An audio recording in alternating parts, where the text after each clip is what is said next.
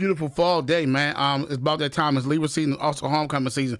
But more importantly, my favorite sport is on the way, basketball season. And today I'm sitting with a man that really needs no introduction, a legend. A legend, and I won't just say DC legend. I just say basketball legend, because some of our favorite players came from under this man. Mr. Curtis Malone is here. How are you, sir? I'm good. Thanks for having me. Now, how's life for you these days? It's pretty good so far. Pretty good so far. Relaxing. It's pretty good. Can't complain. I hear that. Now, I had the pleasure of living in DC about 7 years of my life. Now, I think when I got to, I'm about to show my age a little bit, when I got to Coppin State University, it was college at the time, I made a lot of friends with, I don't know how it happened, but a lot of PG and DC people. All my best friends are from PG and DC. So I spent a lot of time down there. I ended up moving down there, and they just kept telling me about these teams and DC Assault, and it was just so much history, and I'm just like, man, y'all are really hyping this up. But then when you go find out, like, oh, they played there, it's like, oh, all right, then they took me to Berry Farms. I said, oh, okay, I get it. Yeah. I get it. Now I'm originally from New York, so for me to be impressed by basketball is very hard. Yeah. It's a very hard thing. Yes. But I was impressed. Talk to me about the connection with DC and basketball and just your lineage. Well, DC, first of all, is such a unique place in the outskirts of PG County and Montgomery County. It's like a gold mine of basketball sports, period. Unlike New York, Chicago, all the big spots, it's a very, very small place. That's what makes it so special. So, for me, changing lives was my first, what I wanted to do when I first started the basketball program, was just help kids and help change their lives. Who came up with the name? I thought that was the hardest team name I ever, DC Assault. I thought that was the hardest name ever. That's why I never forgot it. Well, it was a shoe called Aerial Assault. Okay. A lot of people thought we named the team because we beat up on people. So that's what I thought. I said, DC, this violent. They got to name the team DC Assault. Yeah. No, that wasn't it. The shoe company, it didn't last long. It came out, and one of my partners, he got us some sponsorship by the team, by the shoes. So we like, okay, what we gonna name the team? These shoes called Assault. So we said, let's just name it Team Assault. Okay. So that's how we came up with the name, and a lot of people didn't know where the name came from. Makes a lot of sense. Now I understand that, because I promise you, I always thought the name was hard. I was like, yo, that's a hard name for a team. Yeah. But then I was just like, dang, how do you come up with that name? It's like, man, what's going on in D.C. where you got to name the team Assault? Like, yeah. And then Adidas they wanted our name on the jersey, so they put D.C. Assault on the jersey. So at first it was Team Assault. So because of the shoe, but then Adidas changed that around. They wanted the jersey to say where we're from. Gotcha. Now, when did you first fall in love with the sport of basketball? I fell in love with the game probably at around 12, 13 years old. I was a big time, guy for the sport. I love the sport. Mm-hmm. I thought I was going to be an NBA player. I had a dream. Me too. Yeah, I had a dream. I absolutely. Then I realized I wasn't growing. Yeah. So at that point, it was just like, I don't think this is for me. Yeah. Same way. I think I grew more once I got out of high school. I still put some inches on. A lot of people say, man, you wasn't that tall in school. So yeah, for me, I didn't see the dream happening either. And then you got into coaching and just leading these. And what do you remember starting that process? Yeah, I remember clear as day. After in 1991, I had gotten into a little bit of trouble in Prince George's County. And so when I got through that, I ended up wanting to just say, I said to myself, let me help kids not make the same mistakes. So I went to the rec center and started coaching, and it was my way of giving back. So from there, it just it rolled and became a big snowball that we didn't know would blow up to be what it was. Man, now for the people that don't know, what's some of your most notable players that you had, that you've coached and had your hands on? Well, we started up you guys way up in Baltimore area. We had first McDonald's All American was Mark Kocher. Oh, Mark Kocher. Yeah. I had I had a mean crush on his cousin. Man, that girl could have broke my heart in high school. Man, I hope she see this. Yeah. So we had Mark Kocher. Had a kid down in PG County named Kevin Ladd. Kevin ended up going to Temple with Mark Kocher. He was our second McDonald's All-American. And then we found DeMar Johnson, who ended up being a lottery pick. DJ ended up being a lottery pick. So the program it took off. Having the number one player in the country. And then I had the number two player with him, Keith Bogans, that played 13 years in the NBA. So, we had a fair share of guys, Michael Beasley, Nolan Smith, Austin Freeman, Quinn Cook, Bernard Robinson played in the league about 7 years, Dante Cunningham about 13 years in the NBA. One kid, he's still playing. I think he just, Damian Lee. Damon Lee, he went to Mount St. Joe. No, he went to Calvert Hall. Damon ended up playing the league. Rodney Magruder played in the league for a good while. So we had a good crop of guys come through. Now, what's the key to recruiting good players or developing good players? I won't say recruiting, I'll say developing, because I feel like everybody got the talent, but you really got to bring that talent out of them. What's the key to that? Well, I think you have to also see the upside in a kid, right? Me getting back around this a little bit, some guys don't see it, and I'll be like, man, that kid gonna be 6'10". So how do you pass up a kid that wears 16, 17 shoe and he's 6'6" right now and he's 15? You look up, he's 6'11". And, so really it has to be the upside that you see, the heart. You got to be tough. You got to play hard. A lot of these kids baby today. Mm-hmm. But, you can see talent in a kid, and it's just who going to bring it out of him. That's the key. Surround him with the right coaches, the right trainers, the right everything to help him grow as a player. Let me ask you something, because I know you put a lot of time into your program, a lot of time into these young men. Did it come with how much did you sacrifice in your personal life? Well, it was a lot of time, man, because and what ended up happening, you're looking to get out of a life you're in, so now you think this is your way out. So you're spending all the time there. AAU is different from high school. We have the kids all day, every day almost, and most high school coaches after school out, they go home.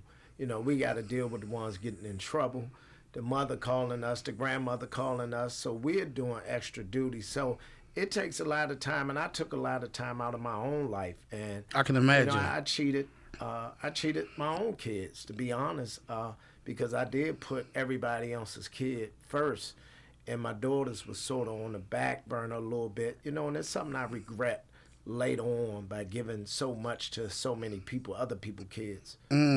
I definitely can imagine, because hearing the legacy and knowing what your name means just to the basketball culture, I just imagine that you put a lot of time in.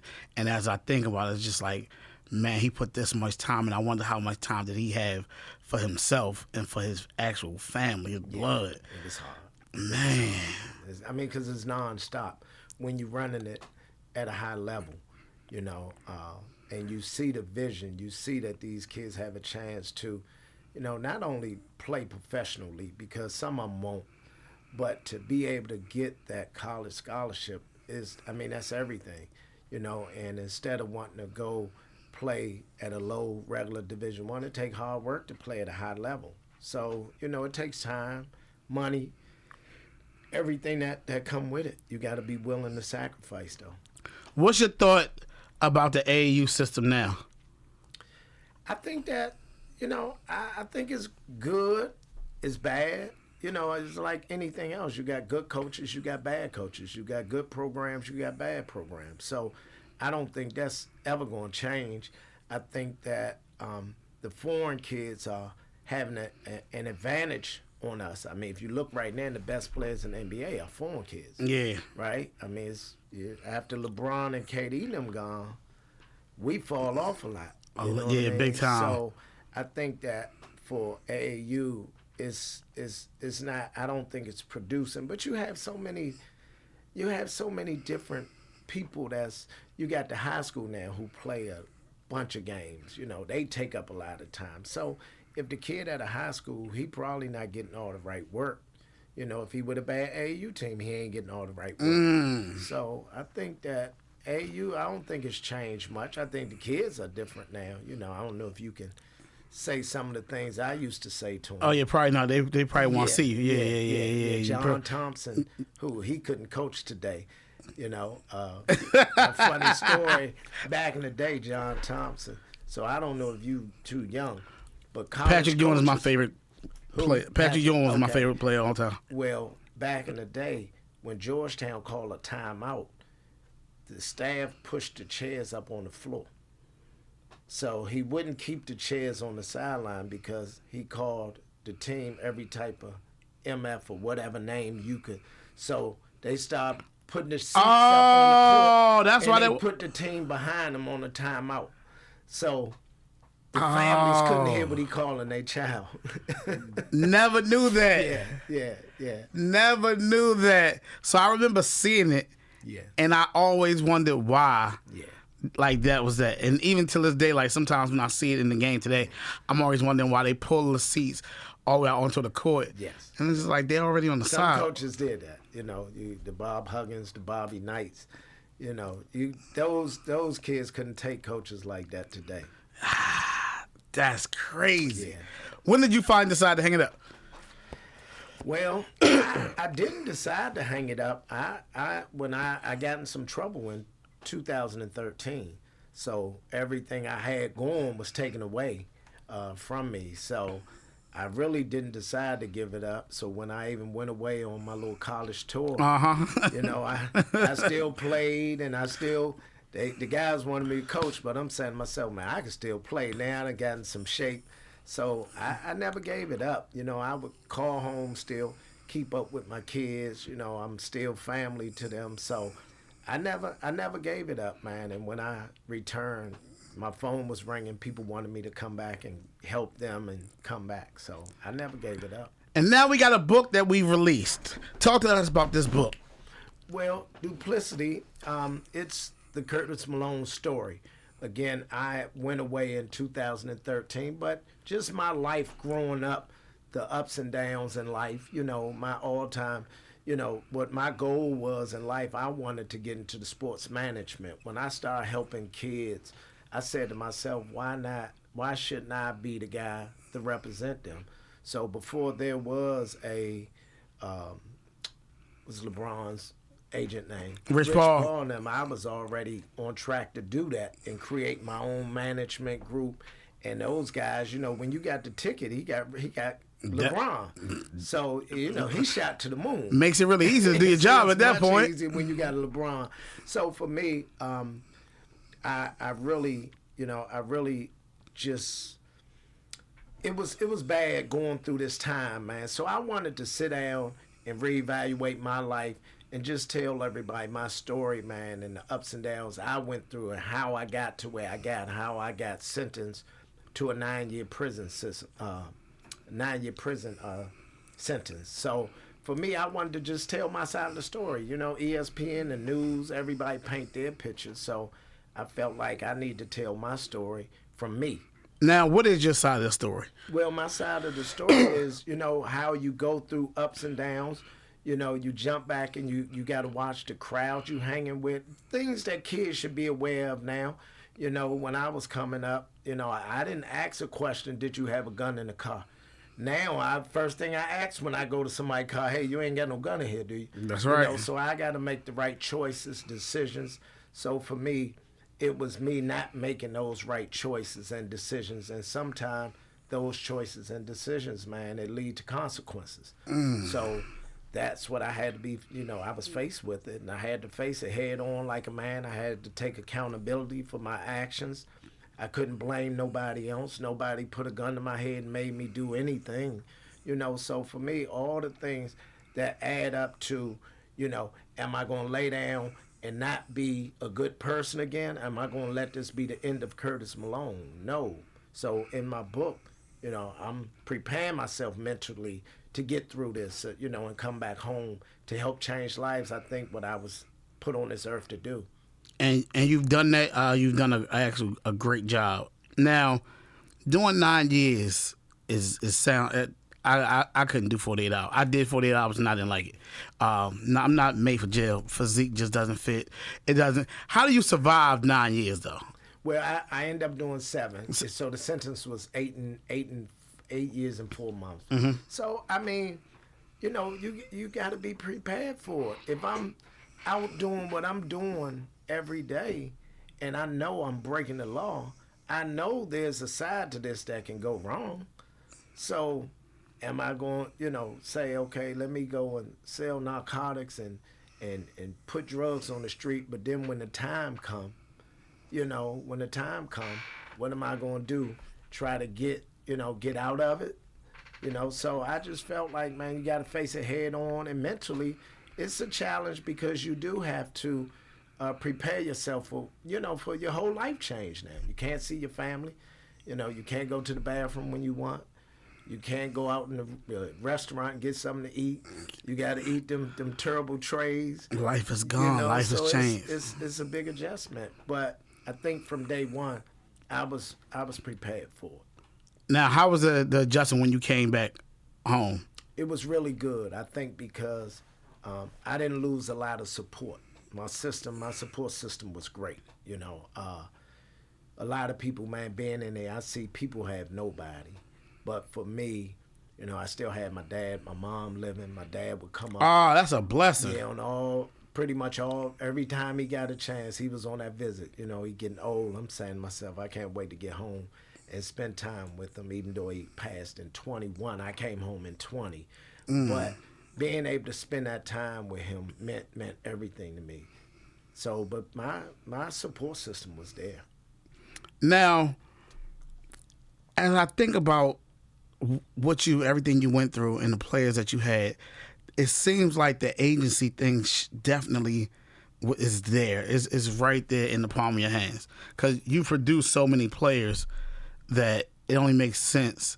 Because I'm a really big advocate of keeping things homegrown these days. Yeah. I feel like I would love if I don't know if I can say this out loud, but I would love if all the black players went to HBCUs. Mm-hmm. Like, I would love that. I would love for it to be, we represent us. Listen, the people that you come out with, like, let's learn this business together. Yes. Is there still a possibility for you to do all of that? I think there are always possibilities. It's hard to get the mindsets right, man. And, you in entertainment, you in radio, mm-hmm. How many people don't help you or not want to help you? You know what I mean? Man, in your own building. Yeah, and that was the toughest part for me, is helping so many kids. So when I now say, why can't I be your agent? Why can't I represent you? Why can't I be your manager? But then you'll go and allow somebody else to be your manager and make millions of dollars off of you. And I was what you shooting instead of taking care of the person who took care of you. I was what you shooting in the gym. Yeah, it was hard for me because I never forgot where I came from. And no matter what, my OGs, it didn't matter if they were on drugs, if they were homeless. I never changed who I was, no matter how successful I was. And I always took care of who took care of me. If you paid my way to basketball camp back in the 80s when I went to 5-star, I remember that. I wouldn't let that go. So, these kids, there's no loyalty in this thing, man. Man, it's terrible. Yo, it's terrible, man. Like, as I gave Amir the introduction, I gave him, man, like, I'll never forget what Amir did for me at the time he did it, because he didn't have to do it. And at the same time, there were other people I was around, I was closer to, that weren't willing to do it. Yeah. So this man, not positioned, we got a relationship, but he don't know me like that, but he sees something in me, and it's just like, yo, I'm going to try to do what I can for you. And he over-exceeded. So there's never anything that I'm never going to forget, whereas though he called me for anything, I don't care what he can have a client that he got, and listen, he got this bike that's out. Hey, man, what can I do? Like, bring him on up here. Yeah. I feel like you should always pay it back when you can. Yeah, and everybody don't think that way, and everybody just wasn't raised that way either. You know what I mean? So for me, it's just like when I met, me and Amir was talking. I got 3 or 4 calls with mutual friends who like, man, this is my guy, great person. And from day one, we hit it off. You know, he understood. I said, man, I ain't got no lot of money now. You know what I mean? Because I'm still struggling. He like, bro, I'm with you. We gonna figure it out. I'm helping you. We gonna blow this book out the water, man. So, I mean, like I said, you don't get many. You like don't get that. many, You don't- and for even in that instance, right? Like he DC to the heart. He DC DMV to the heart. So, and you DC DMV to the heart. So at the end of the day, it's a perfect relationship. And I think with the connections, man, the book is gonna be it. Like DC Assault. Like, I know you on the inside of it, but the legend of that name and what you guys created is such a. The legacy it supersedes itself. So even to be sitting here with you is an honor. And I hear DC Assault is back. Yes, we are. How we looking, man? Back, How we looking? Well, I ain't gonna know yet, but I think I raised a lot of eyebrows when we announced this thing. So I think a lot of people running around a litlittle nervous right now. Oh man, DC Assault is back. We got them a little shaken up. Some of them shaking like they're shaking like Las Vegas craps. But yeah, it's coming along. It's coming along. But like I said, I have good people around me. A lot of the people that I'm bringing on with me are people who stood by me, have always been good people, have had my back through ups and downs, So with me, I'm going to surround myself with the best people. I hear that. And you got the cheat code, too, because you got so many former, like, pro ball players. And I'm sure, like, they know what you did for them.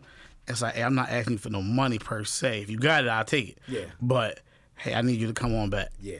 Yeah, I'm gonna ask for some money. Yeah, there you go. Hey, look, I just don't know when, but they know the call gonna come. Hey, listen, right? it gotta come. Yeah, they know it's gonna come. It gotta come, man. Listen, it's only right. Listen.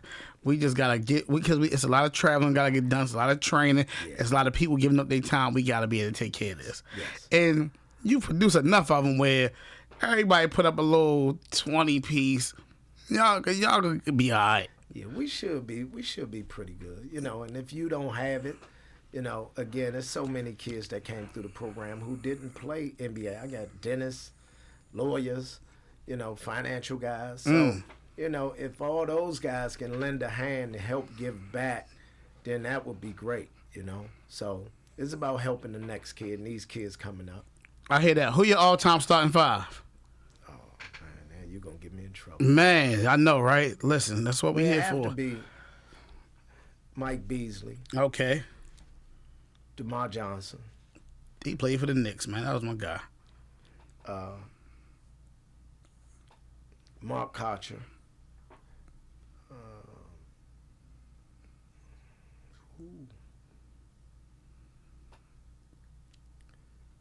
Nolan Smith. Mm-hmm.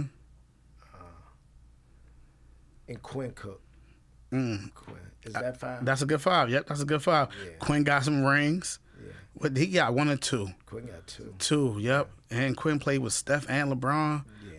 Quinn. And the crazy part about Quinn Cook. Quinn, you just have to love his work ethic and where he came from to where he went.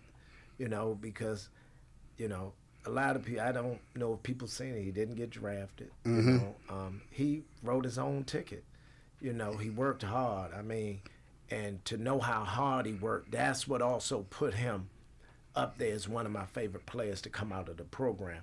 Because when people said he couldn't do it, he proved everybody wrong that he could, and actually had a pretty good career in the NBA. He went to Duke, won a national championship. Oak Hill High School won a national championship. So his accomplishments, I mean, he's won at every level. Yes, he's won at every level. So, and that's a big deal. That's a hard feat. Yeah, because everybody don't win it at. Some people don't win at no level. Yeah, I'm a Patrick Ewing fan. Yeah, till the day. I love Pat. Yeah, and my man. He won at Georgetown though. He did win at Georgetown, but he lost. Right? He lost to Mike once. Yeah, but didn't he win one? Yeah, I think he won one. Yeah, he did win. Was it 85? 84, something like 84. that. Yeah, Jordan might have won 84, right? What's the year they won? Jordan won 84, and then Pat won 85. 85. All right, yeah. So that's about it. Yeah. Besides that, my childhood was full of heartbreak and agony, and till this if day. you're a Knicks fan, it's usually pretty bad. Yeah. I'm still a Knicks fan. Yeah. Y'all ain't been. I don't know. How can I talk on the station? Yeah, I mean, we good now though. Yeah, we ain't championship. Y'all good. Yeah, we good. Like my guy up there running the team now, West. Worldwide West. That's my guy. You know West? That's my good man. Friend. I aspire to meet that guy one day, man. I hear great things about him, man. The legend of Worldwide West. Man, that's what's up. Yeah, we looking a lot better. I think we need a new coach, but I didn't understand what took you all so long to hire a coach. How do you fire Tibbs and don't have a coach in place? Don't have a coach in place. That's typical New York sports. Yeah, that's typical. Yeah, listen, it's the same thing with the Giants. Like, we still stuck with who we stuck with for no reason. Is Phil Simms still y'all quarterback? He might as well be at this point. He might as well. You know what's crazy? Daniel Jones. We let him go. We let Daniel Jones. Good. He's an MVP candidate right now. I was telling somebody, I thought that Trevor Lawrence, Jacksonville never gave up on him. They let him grow, and now look, he's going to be probably the guy they thought he would be. I mean, they gave him a longer shot than the average. We gave Daniel Jones 6 years. Yeah, well, sometimes it may take 6 because you all were bad. First year though. Golly. You gotta think, like, when you put a quarterback in his first year, you really speeding up the process. That's true. Take him a 3, not unless he a phenom. And what's about to happen is we about to do the same thing with this Jackson Dart kid, and it is what it is, man. So sad, but oh man, listen, let the people know where they can follow you at, Mr. Malone. Okay, on Instagram, the Curtis Malone. You can get the book on Amazon.com or Barnes and Noble. It's on sale now. They'll next day it out to you. Should be in stores soon too, in Barnes and Noble soon, and other bookstores. You gonna do like a book signing? Yes, we're gonna have a my boss got a he gonna he gonna take care. He gonna take care of that. He gonna take care of that. Amir know what they doing. We popping out, man. We popping out, and all the players gonna be out there. And all that should be that'll be a dope content day. Like, that's something I'll pop out for. Yeah, just to get away from this music stuff. Sometimes we need a break. We need a break, but it's still our culture, man. And I love to see our people doing good things. Love it, man. Thank you for being here, sir. Appreciate you having me. Best of luck to you. Go DC or so. Give me a schedule. I got to pull up and see some of these games. Yeah. See some of this talent out here. Yeah. Now I'm gonna leave a little early just because them parents be tripping at them games. Oh yeah. It's a little different. I don't want no smoke. I don't want no smoke. I look at things now. There's certain things I didn't tolerate though. So if you were a parent that were, take your son. And go somewhere else. The kids, you don't have your 14 yet, right? No. Okay. You gotta play it for me. Don't say it on here. Nah. Just we'll talk. All right, cool. I'm trying to think. 6'7", 6'8". 6'7", 6'8". Okay. You take plays from Baltimore? Yeah. Oh yeah, we got some youngins up there that can rumble. I got you. Oh yeah, I know you know. Bet we gonna get to it. All right, FadamGotDaJuice, DTLR Radio. Mr. Curtis Malone is in the building, baby. Let's keep it going right here on DTLR Radio.